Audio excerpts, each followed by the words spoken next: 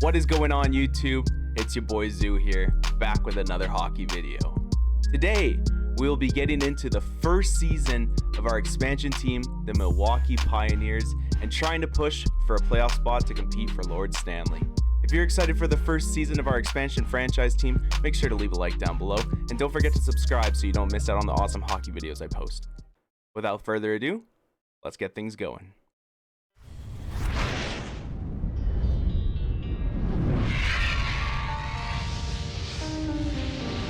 Yeah, nightmares keep haunting me.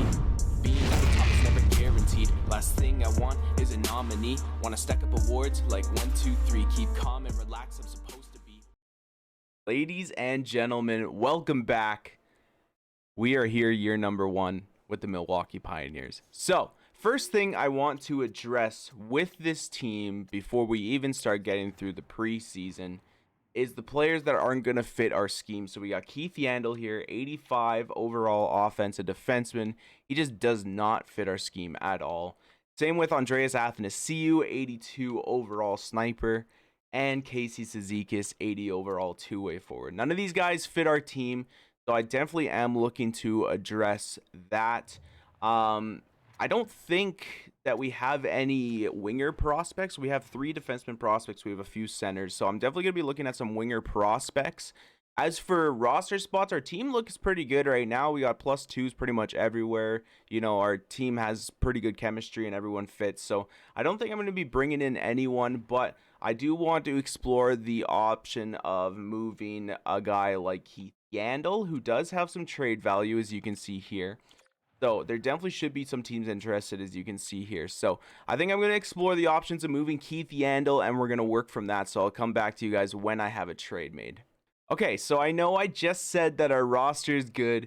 We don't need to be looking at roster players, but I couldn't help to look at Buffalo. We got Victor Olofsson here, 85 overall left wing, right wing, 26 years old. He is a sniper with a 90 average shot. Fits our first line and penalty kill perfect. So I was thinking if he's a sniper that fits the first line, that means he's got to be along the lines of Evgeny Dadonov, who's a sniper, and he fits, obviously, as you can see, our first line pretty good. So I was thinking if we replaced David Perron with Victor Olofsson, we can pick up Krebs and potentially a second on top of that for Keith Yandle. So we're going to shoot this shot, see what happens. Buffalo says not quite, so what if we drop it to a third? We'll try a third round draft pick and see what they say with that. So, third round draft pick, and it's still rejected. Okay, so I think we'll move on from this offer. We'll try a different one.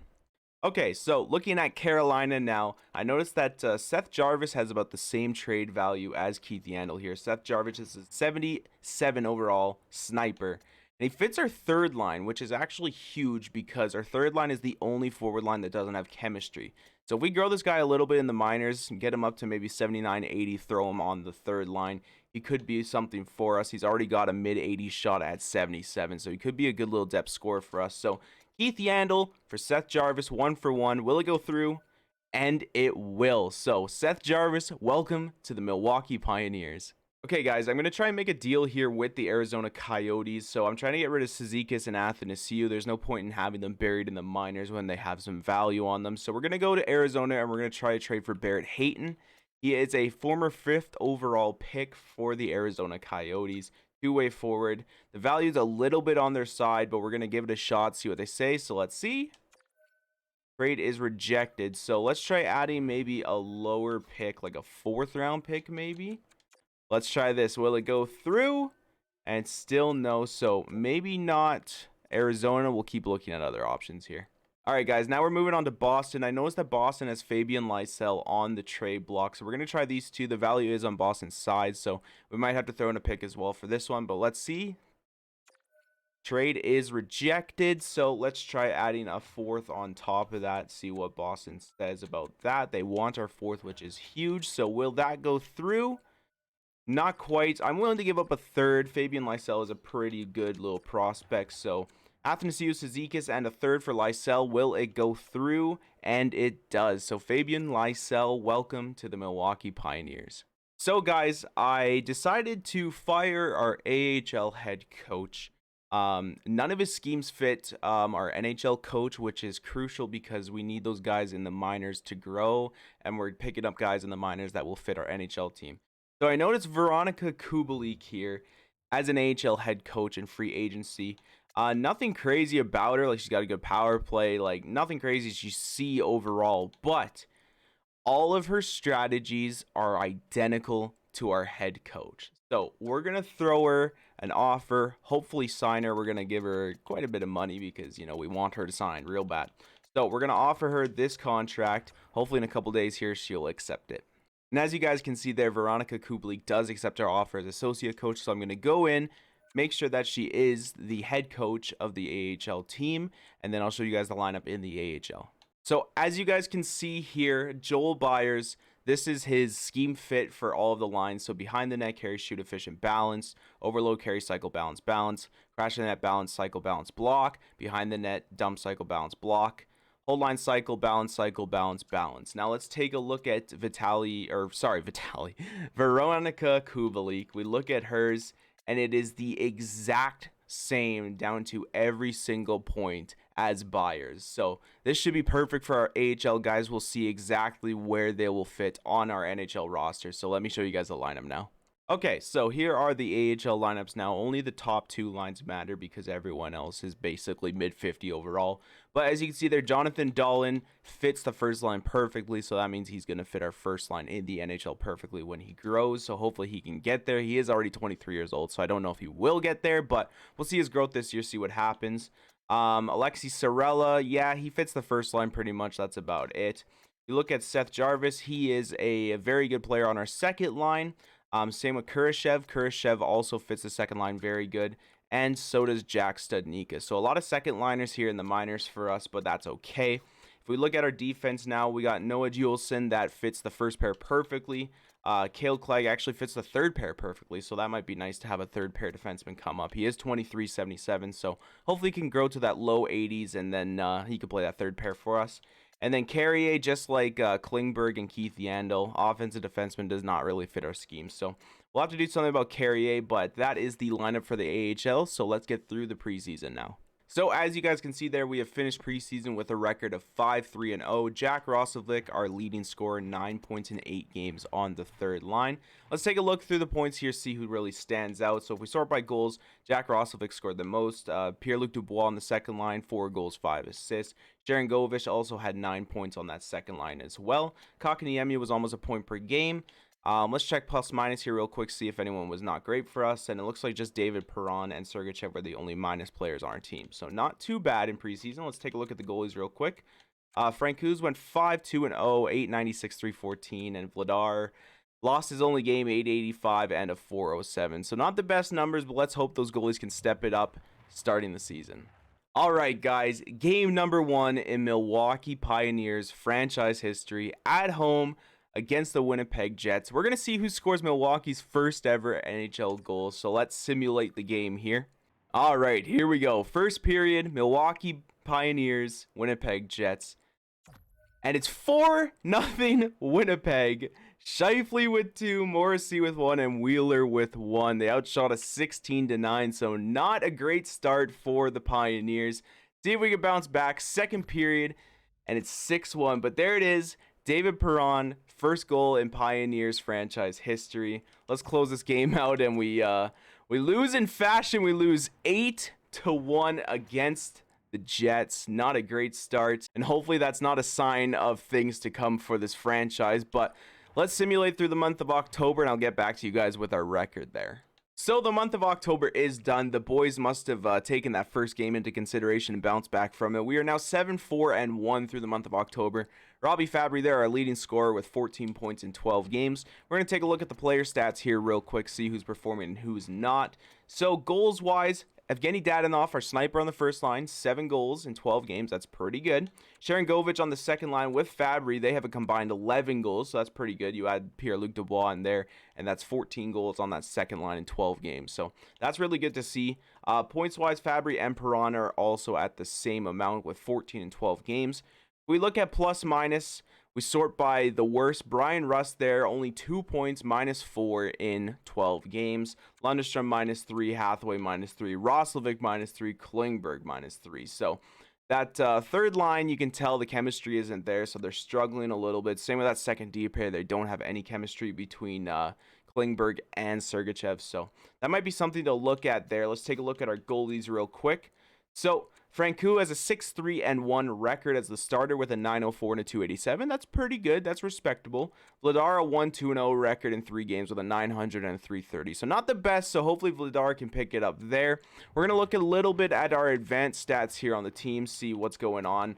So we are averaging 3.33 goals a game, which is good for third in our division. 3.08 against, which is about middle of the pack. Not great, not terrible. Power play goals, we are getting it done. We have 7 on 49 power plays. So actually our power play percentage isn't too great, but at least we have, 7 power play goals.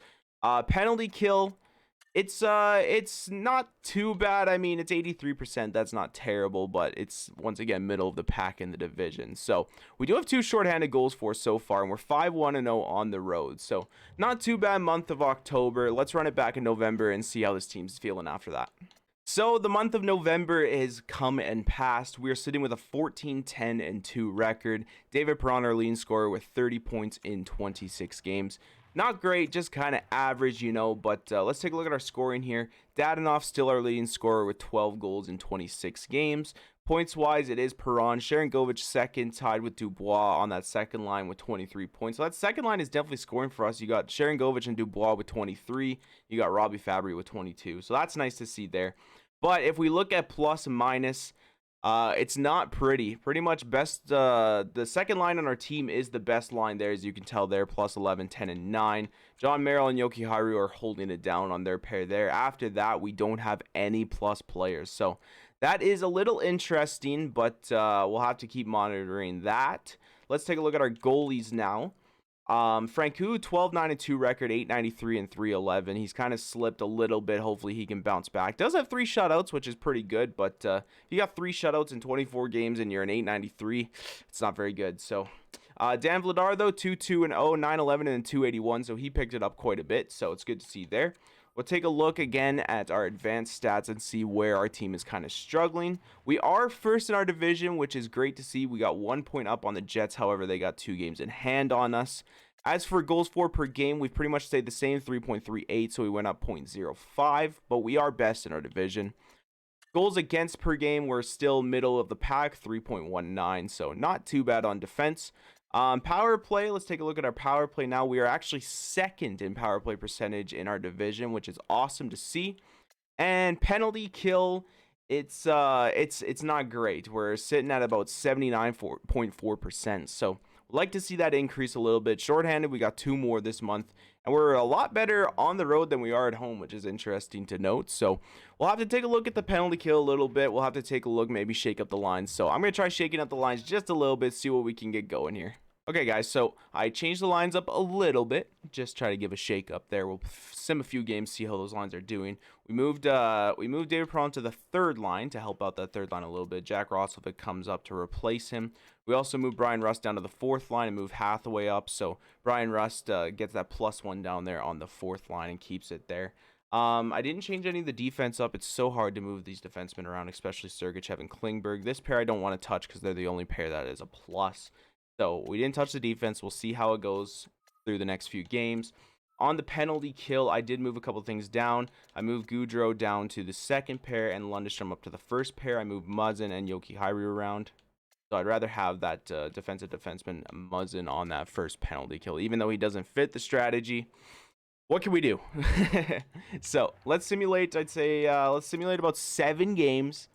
See how the team looks after those 7. Okay, guys, so after those 7 games, we ended up going with a record of 4-2-1. Let's see if any of the players change in the plus-minus. Perron is going to take a little bit of a hit on his point totals because he's not getting first-line time anymore. But if we go by plus-minus, we have a few players that are better plus now.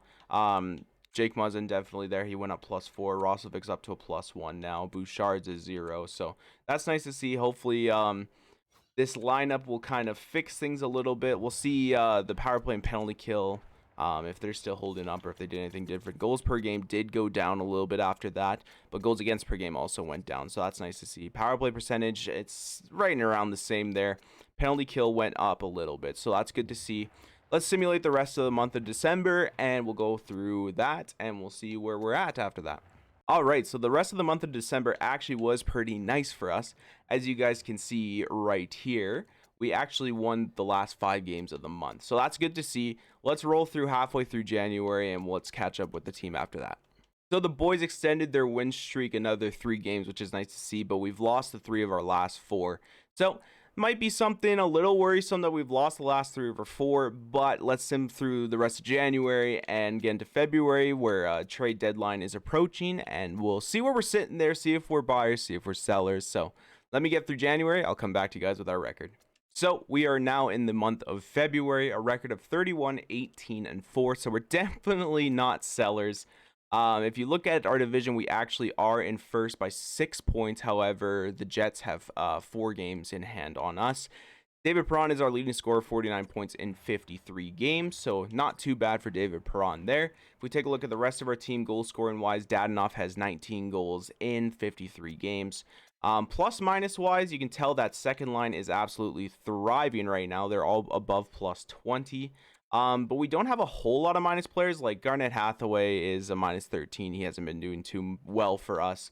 Braun is actually our second lowest minus player, so that's a little concerning. But we really don't have a whole lot of minus players. The rest of them are positive, so that's a good sign. Take a look at our goalies here. Francouz, 25, 14, and 4 with a 5 shutouts, a 909 and a 261. Not too bad for starter. Vladar 6-5 and 0 with a shutout, a 916 and a 265. So if Vladar could close out a little bit more games, that would be nice, but his numbers aren't too bad as well, giving our team a chance to win every night. So let's sim up to the trade deadline. Let's see our record, and then we'll go into the trade deadline.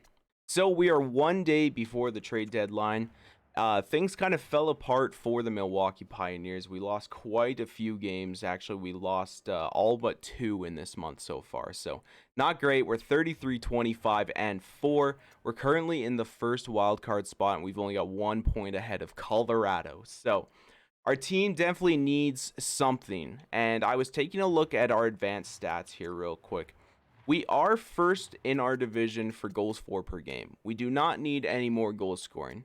Goals against per game is actually not terrible. It's like middle of the pack. But one thing that really stood out to me was our penalty kill. Our penalty kill is barely 81%, and that's about 4% lower than the best penalty kill in our division. So our penalty kill definitely isn't good. Our home record, for some reason, is 500. Our road record, not too bad. So I was actually looking at the plus minus, and something jumped out to me after the simulation of February. Sergachev and Klingberg, they are not doing so hot. Klingberg has 17 power play points, which is nice. But that means that, well, he has 20 points on even strength, which isn't too bad for a second pair. But when you're an offensive defenseman, that's not too great. This is our issue here. It's Sergachev and Klingberg. And the worst part about it is Klingberg seems like he's going to be the one to go, which really sucks because he is quarterbacking both power play units. But he just doesn't fit our scheme, as you can see here. He's an 86 overall offensive defenseman that barely even likes the third line, let alone the first or the second. So Klingberg's going to be on the move. Another thing that we need to find is probably a replacement for Garnett Hathaway. 13 points, 62 games. He's on the third line, and he's a minus 11, sorry. So Garnett Hathaway, John Klingberg. So what I'm going to do is I'm going to explore our options before we go into the trade deadline little mini game. But I'm not going to pull the trigger until we go into there, just because I want to make it a little more, crunch time, need to make these deals. So I'm going to explore our options, then we're going to hop in to the trade deadline. Okay, guys, I've done a little bit of scouting. We're going to hop into the trade deadline. I have one team I want to make a trade with, and it's going to be a splash. So I'm excited for that. We are a buyer going into this trade deadline. We need to get some assets to put us over the hump, get us out of the wild card spot. So the team that I noticed, the St. Louis Blues. So if we take a look at St. Louis real quick, they have Torrey Krug here, 86 overall, 30 years old, 6.5 for 6 more years, sorry. he's locked up for the future until pretty much he retires. Now, the thing about Torrey Krug is he's an offensive defenseman. And you might be thinking, well, Zoo, your offensive defensemen haven't fit. But that's not true. Evan Bouchard has been on our first pair. He fits the first pair. He fits the power play. And he's an offensive defenseman. Torrey Krug fits top 4 pair, power play, and penalty kill. We're not going to regard the penalty kill aspect there very much, but top 4 and power play, which is huge because that's what we're trying to replace in John Klingberg. Now, if we look at Torrey Krug and make a trade for Torrey Krug here real quick, the value is pretty much the same, and they want John Klingberg. So I could go for this 1-for-1 straight up John Klingberg for Torrey Krug. Take on that cap hit that would put the trade over the top. But there is a player on St. Louis that is not doing so hot. Brayden Schenn. Look at his trade value. It's almost nothing. Like Oscar Sundqvist is worth more than Brayden Schenn. 86 overall, 30 years old. He has quite a bit of cap hit. He apparently is the ideal leader, professional, loyal, high desire to win. Fits all penalty kill lines. Now, that's unfortunate because we do want him to play third or fourth line, but when he's 86 overall and has almost no trade value, you kind of got to gamble. So, if we were to pick up Brayden Schenn, the one player we're going to get rid of here is Garnet Hathaway. So, they want Klingberg, Hathaway, and the value is pretty much the same. So, I'm going to throw a pick in there just to ballpark, just to see where they're sitting at. I'm going to throw a fourth in, see what they're thinking. We're going to give it a shot. On paper, Klingberg and Hathaway for Krug, Schenn in the fourth. It sounds like a terrible trade for St. Louis. Let's try it. And it's rejected. So I don't think a pick's going to work at all unless we take like a 6 or a 7. So we'll try a 6. If they say no, we won't even throw in a pick. But with a 6, still rejected. So let's try this on paper. It might honestly still be rejected. Even we might have to throw a pick our way. But Klingberg, Hathaway, Krug, and Schenn. Still rejected. Sweetened just a touch. So let's throw a 6 our way. Klingberg, Hathaway, a 6 for Krug, Brayden Schenn. Will it go through? Not quite. We'll throw a 5th in, and let's see if that works for them. So Klingberg, Hathaway, a 5th for Krug and Schenn. Still just not quite there. Let's throw a future 4th in because we don't have our 3rd this year. Future 4th round pick. They want it. Will it go through? And it does. So welcome Torrey Krug and Brayden Schenn to the Milwaukee Pioneers. And just as I finished that clip, we just got a trade offer from the Tampa Bay Lightning. Seth Jarvis, a 3rd and a 4th for Nick Leddy, Andre Palat, a 7th, and Patrick Maroon. They're dumping half their roster onto us. Let's take a look at some of these players here. Nick Leddy, 84 two-way defender, might fit pair 3. We're good on pair 3. Andre Palat, 85 playmaker. Oh, he fits all lines, all power play, all penalty kill. That's nice. What about Patrick Maroon? 79 power forward, fits line 2. I wouldn't worry about Patrick Maroon. I don't really want to get rid of Seth Jarvis, though. I mean, Seth Jarvis is having a decent season down in the minors. He's got 30 points with 16 goals, which is nice to see. We just acquired Seth Jarvis, so we really have no need to trade him. I do like the looks of Andre Palat. He is a rental, however, but all forward lines, all power play, all penalty kill is enticing. But we're going to say no for now. I'm going to take a look at our team after that St. Louis trade, and then we'll explore our options after that. All right, guys, so the trade deadline ended. We never ended up getting any more offers. I never made any more offers. The only blockbuster, it seems like, through that deadline, Tuukka Rask going to Pittsburgh, Dominique Simone, Jeff Carter, Taylor Fedun, and a 3rd going back the other way. So we're going to edit our lines real quick. We have a waiver claim here, but I don't even know who it is. And I can't decline it or accept it. Okay. Well, this is a little interesting here. I'm caught in a pickle. Our game's a little broken here. I'm going to try and fix it. I'll get back to you guys. All right, well, I have a bit of an unfortunate situation. The game froze on me. I could not save. I had to load the last backup save file, which is before the trade deadline. At least it didn't start us at the beginning of year 1. So I'm going to go into trades. I'm not even going to go into the deadline. I'm just going to go into the trades, and I'm going to offer that Blues offer again because I want that trade to go through. That was kind of unfortunate. So let me get that trade going here real quick and make sure it goes through. So here's the trade again. Klingberg, Hathaway, and a 4th for Krug and Schenn. and it doesn't go through now. That's so unfortunate. We might have to give up a third for this one. That really sucks. It still doesn't go through with a third. We'll throw on another pick. Of course, the game screws me over this way. Shout out to the Xbox Series S. There's the trade offer, so a third and a six we had to give up, which makes it a little bit more realistic. I don't see the Blues ever moving Schenn and Krug for Klingberg and Hathaway. So let's edit the lines here real quick with our new acquisitions, and we'll get on to the end of the season. So we have our lineup now. I haven't simmed through trade deadline yet, but I will do that. I'm not even going to go in. I'm just going to sim right past it. So first line, we actually moved Kotkaniemi over to the left wing, and we moved Braden Schenn to first line center just because Braden Schenn has 81 faceoffs. Kotkaniemi only has 75. So Braden Schenn's now our first line center, but I would still like to grow Jesperi Kotkaniemi, so he will stay on that first line there. David Perron's now on the third line with Lundestrom and Roslovic. And on defense, as I expected, Torrey Krug fits perfectly. He is a beautiful piece on our team, which is kind of confusing because you have Torrey Krug, 86 overall offensive defenseman. You got Jake Muzzin, 85 overall defensive defenseman. They both fit the first pair absolutely perfectly, and it's only a +2. Either way you put it, it's only a +2, which makes no sense to me. That should be an easy +5, but we'll take it. I also put Evan Bouchard down on the third pair. I should move him over to the right side.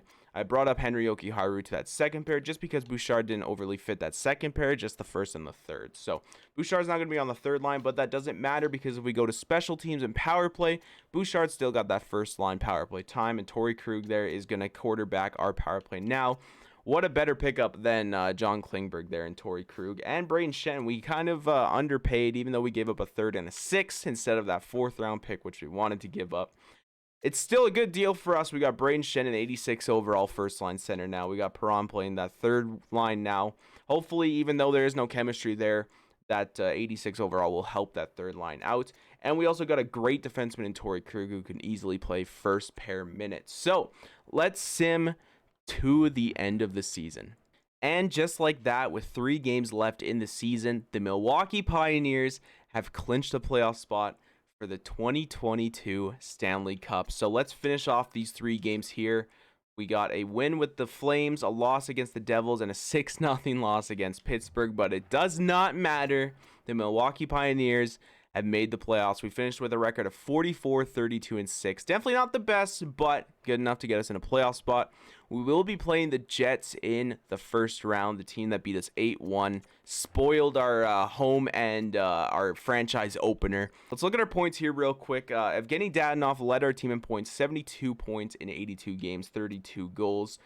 David Perron ended up with 30 goals, which is pretty good. He played a bit of the season on the first line, bit of the season on the third line, still at 70 points, 25 power play points. So 16 of his 30 goals were on the power play. So that's great. He was producing on that power play for us. Pierre-Luc Dubois with 25, 61 points on the second line. Pretty good. Fabry with 22, 57 points. Kotkaniemi there, 21 goals, 48 assists, 69 points in 82 games. He has grown 1 overall, so you love to see that. Still got his low elite, 82 overall at 21 years old. Jaron Govich actually had 20 goals, 35 assists, 55 points on that second line there. Pretty good. Let's take a look at Torrey Krug, see how he did with our team. He ended up getting 23 points in 20 games and was a +4. So you love to see that. Point per game. He had 18 even strength points, so that's huge. So let's take a look at our plus-minus. That second line absolutely carried our plus-minus. They all had about a +26, 24 plus-minus. Let's take a look at the bad players. Braden Schenn, -19. However, he was a +1 on our team, so that's awesome to see there with Braden Schenn. Sergachev actually came up a little bit after getting playing time with Henry Jokiharju there. He's a -8. David Perron, -8. Lundestrom. So you look at that bottom 6, still not great. They're all within the single-digit minuses there, but nevertheless, we did make the playoffs. That's all that matters. Let's take a look over at our goalies now. Francouz, 36, 26, 6, 7 shutouts, and 900 and 290. Not too bad. Vladar, 8-8-0 with a shutout, a 917, and a 255. So not a bad effort for the boys in green. You love to see it. First year, and we're in the playoffs. Let's take a look at our advanced team stats now. As you guys can see there, we finished 3rd in our division. Goals for per game, we finished 1st in our division, 3.28. Goals against per game, we actually finished tied for 3rd best in our division with Colorado, 2.94. So that's great to see. Power play, let's take a look at our power play now. Percentage-wise, we were third in our division, 18%. Not crazy good, but not too bad. Let's take a look at our penalty kill, 81.6, which is kind of middle of the pack of our division. Our team did not like home games. We went 18, 20, and 3 on home ice and 26, 12, and 3 on the road. So we definitely are an away team, which seems to be at our advantage, seeming that we are third in the division, which means a lot of these playoff series, we will get more road games than home games. So good luck for the Pioneers there. We made playoffs year number 1. Awesome to see. And let's see what happens in the playoffs in next episode.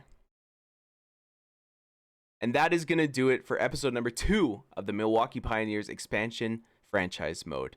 We have a chance to win a Stanley Cup. We made the playoffs. Will we do it all? Find out in episode number 3. As always, if you guys liked the video, make sure to leave a like down below. Let me know down in the comments as well if there's anything you guys would like to see with this team. If we'd like to name a captain going into the playoffs, any off-season acquisitions we should make, let me know down below. And always make sure to subscribe so you don't miss out on the awesome hockey videos. I thank you all for watching, and take care.